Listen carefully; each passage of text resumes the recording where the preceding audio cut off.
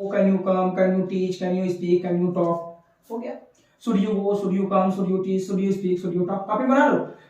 Should you go? Should you come? Should you speak? Should you talk? Should you teach? Must you go? Must you come? Must you teach? Must you speak? Must you talk? Will you go? Will you come? Will you teach? Will you speak? Hey, welcome back on my YouTube channel Arya English. तो my dear friends, एक बार फिर से मैं आपको अपने YouTube channel में स्वागत करता हूं. मैं हूं नीरज सर. तो my dear friends, आज मैं आप लोग के बीच में जो टॉपिक लेके आ रहा हूं, ये बड़े खास मकसद से लेके आ रहा हूं क्योंकि हर एक स्टूडेंट्स को सिर्फ एक ही चीज में प्रॉब्लम होती है कि इंग्लिश का जो स्टार्टिंग पॉइंट होता है वो कैसे किया जाए. बहुत सारे ऐसे स्टूडेंट्स आपको मिल जाए कि ग्रामर उनका बहुत ही स्ट्रांग होता है, लेकिन बोलने की बात है, कैसे स्पीकिंग, एक दूसरे से बात कैसे करना है, उनमें वो कंफ्यूजन में हो जाते हैं क्योंकि उनको तरीका नहीं पता, मेथड नहीं पता होता. तो आज मैं आप लोग के बीच में एक छोटा सा मेथड लेके आ रहा हूं क्योंकि वो बहुत ही यूजफुल होता है हर एक स्टूडेंट के लिए, नॉर्मल में एक दूसरे से बात करने के लिए. मैं आज इतना आप लोगों को सिखा ही दूंगा कि आपको परमिशन लेना है, ऐसे बहुत सारे पुट अप द क्वेश्चन करना है सामने वाले से, तो अब मैं आपको इस वीडियो में लेके चलने वाला हूं. तो without wasting time let's start our topic. तो माय डियर फ्रेंड्स, आप सबसे लेकर लास्ट तक बने रहो क्योंकि आज हम इस वीडियो में बड़े ही खतरनाक तरीके से पढ़ाने वाले हैं क्योंकि आज का जो हमारा मेन टॉपिक होगा वो होगा जीरो से हीरो कैसे बने. ओके, तो माय डियर फ्रेंड्स, आपने इसी मकसद से वीडियो को ओपन किया इंग्लिश का स्टार्टिंग पॉइंट कहां से करें कि इंग्लिश मुझे बोलना है. ओके, तो बोलना सिखा देंगे ना, ये कोई केस समझ. सबसे पहले हम ट्रिक देखेंगे. मैंने कहा जब भी स्पीकिंग होता है दो लोगों के बीच में होता है, समझो ये जब भी होता है दो लोगों के बीच में. ओके, कितने लोगों के बीच में? दो लोगों के बीच में. ओके, ये हो गया दो लोगों के बीच की बात. अब आप लोगों के दिमाग में ये प्रश्न चल रहा होगा कि सर इसका मतलब क्या है, जो अपनी डायग्राम को बना. वैसे इस डायग्राम को जो समझ लिया हो सकता है उसके लिए इंग्लिश बहुत ही आसान हो जाए क्योंकि आज हम इसमें सिर्फ क्वेश्चन को पुट अप कैसे किया जाएगा उसके बारे में चर्चा करने वाले. तो देखो, ये जो बंदा है इससे बात करेगा और ये जो बंदा है इससे बात करेगा, मतलब ये दोनों जन एक दूसरे से इंग्लिश में बात करने की प्रैक्टिस होने वाली है. ओके, तो कैसे क्या करें, समझो कि ये जो बंदा है इसके लिए क्या है और ये जो बंदा है इसके लिए क्या है. ओके, तो इन दोनों जन जो बंदे हैं, जैसे हमने कहा हमारी सपोज ये लड़का और ये लड़का, इन दोनों जन आपस में क्या, क्योंकि इंग्लिश बोलने का मतलब सबसे पहले सब्जेक्ट को पहचानो, क्योंकि जब तक आप सब्जेक्ट को नहीं पहचान पाओगे तब तक आप स्पीकिंग नहीं कर पाओगे, क्योंकि सबसे मेन पॉइंट होता है सब्जेक्ट को ढूंढना. ओके, तो मैंने कहा एक लड़का ये एक लड़का ये. तो बात क्या हुआ मेरे प्यारे स्टूडेंट्स कि जैसे इन दोनों जन जो है ये इसके लिए और ये इसके लिए, ये दोनों जन की जो कॉमन की बात है वो है यू की. ओके, किसकी बात है? यू. तो ये दोनों जो लड़के जो हैं ये आपस में अपने लिए क्या है? यू है. क्या है? यू. ये इसके लिए यू और ये इसके लिए यू, मतलब एक दूसरे के लिए क्या है? यू. और यू का हिंदी क्या होता है? आप या तुम. ओके, जैसे आपसे बड़े हैं तो रिस्पेक्ट के लिए आप भी कर सकते हो हिंदी में, और जो आप छोटे हैं कार्य कैसे, तू, ये सब क्या होता है, ये सब यूज करने वाले सेट. लेकिन जो इन दोनों का हिंदी होता है, हमने कहा जैसे आप या तुम, बहुत सारे हिंदी होते हैं लेकिन इतने जानो, आप और तुम. ओके, अब बात क्या है कि ये इसके लिए ये इसके लिए, जैसे मैंने कहा, इसने कहा तुम जा रहे हो, तुम जा रहे हो, क्या तुम जा रहे हो? तीसरे प्रश्न इससे क्या रखा? तुम जा रहे हो. इससे पूछा गया, अब इसने कहा हाँ मैं जा रहा हूं, मैं जा रहा हूं. अब इसने इससे कहा तुम क्यों नहीं जा रहे हो, तो बताओ, इसने भी तो इसको तुम कह के बताया. ठीक है, तो ये दोनों जन आपस के लिए हमेशा क्या होते हैं? यू होते हैं. और अपने लिए ये लोग क्या होते हैं, क्योंकि अपने लिए भी तो होंगे ना. ये दोनों जन जो अपने लिए होते हैं मेरे प्यारे स्टूडेंट, होते हैं आई. ये अपने लिए आई होगा, ये अपने लिए आई होगा. तो ये जो लड़का है ये अपने लिए क्या है? आई. आई मतलब होता है मैं, और ये अपने लिए क्या है? मैं. तो दोनों जन आपस में अपने लिए क्या होते हैं? हमेशा मैं होते हैं. मतलब जैसे आप अगर स्पीकिंग किसी से करने जा रहे हो तो आप अपने लिए क्या हो? मैं क्या हिंदी का होता है? आई. और जिससे आप बात करने जा रहे हो वो आपके लिए क्या है? यू है.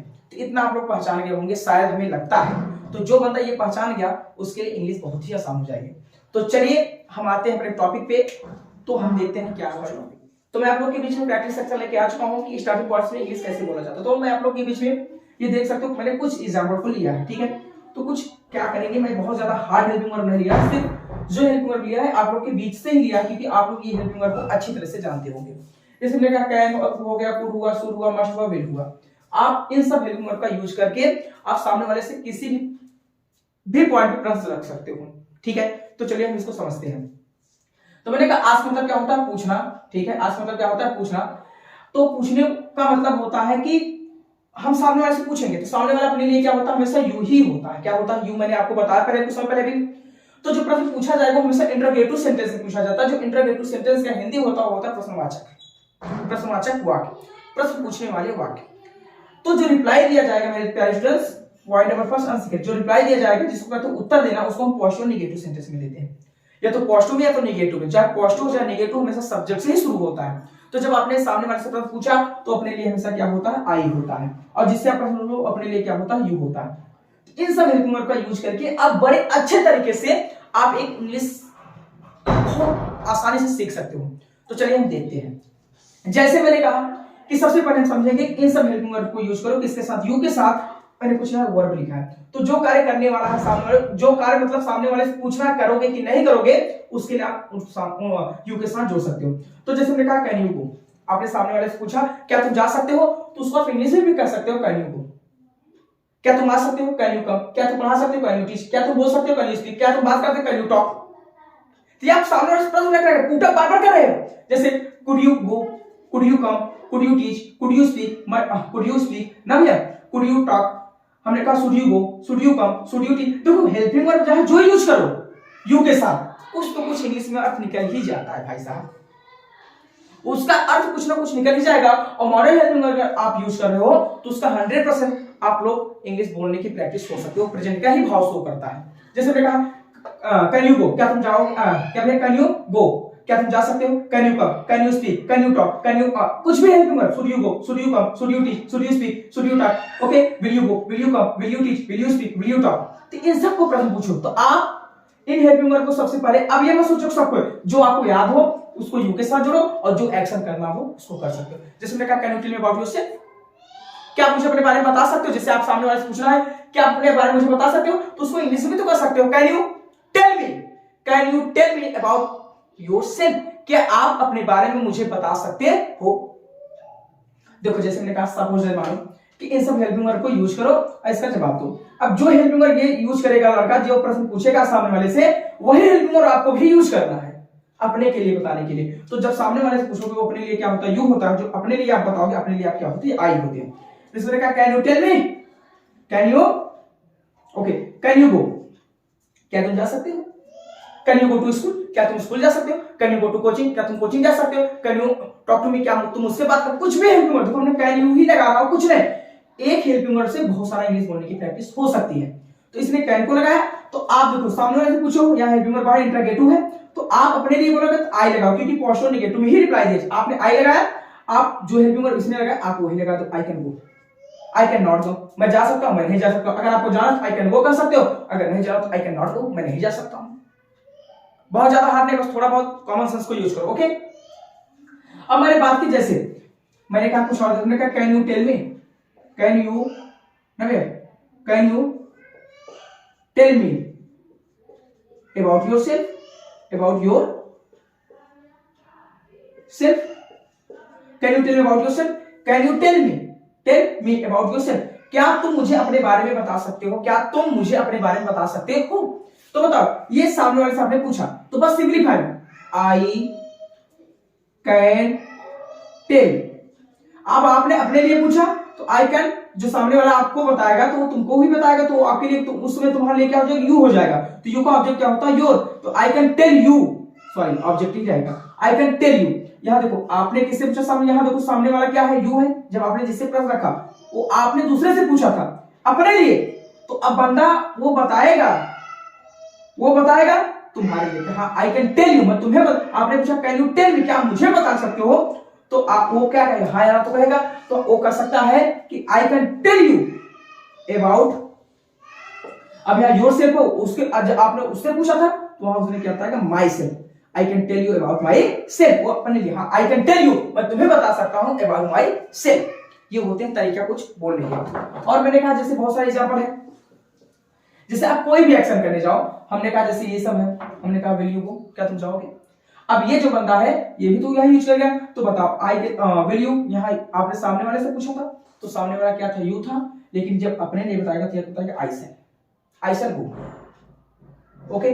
हमने कहा जैसे इसी भी हेल्पिंग, मस्ट यू गो, क्या तुम्हें अवश्य जाना चाहिए, क्या तुम्हें अवश्य जाना चाहिए, क्या तुम्हें जरूर जाना चाहिए, इसका मस्ट का हिंदी में ही होता है। तो आई क्या कर सकते हैं, आई मस्ट गो, मुझे जरूर जाना चाहिए, मुझे अवश्य जाना चाहिए।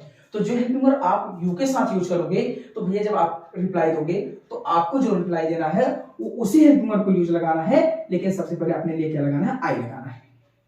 ओके, तो आपको मैं ये इसलिए सिखा रहा हूं क्योंकि इंग्लिश बहुत ज्यादा हार्ड नहीं होता, आप लोग हार मान चुके हो। ठीक है, तो चलो मैं आपसे पूछता हूं, आप लोगों को बता, कैन यू गो, क्या कहा भैया, कैन यू गो, तो आप क्या बोलोगे, I can go. Can you go, can you come, can you teach, can you speak, can you talk, हो गया। Should you go, should you come, should you teach, should you speak, should you talk, copy बना लो। Should you go, should you come, should you speak, should you talk, should you teach, must you go, must you come, must you teach, must you speak, must you talk, will you go, will you come, will you teach, will you speak, will you talk.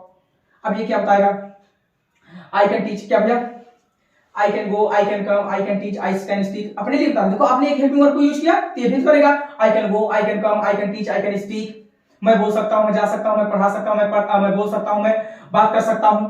Okay, could you go, could you go, could you come, could you teach, could you speak, could you talk. Okay, मैं जा सका, मैं आ सका, मैं पढ़ा सका, मैं बोल सका, मैं बोल सका, मैं बात कर सका।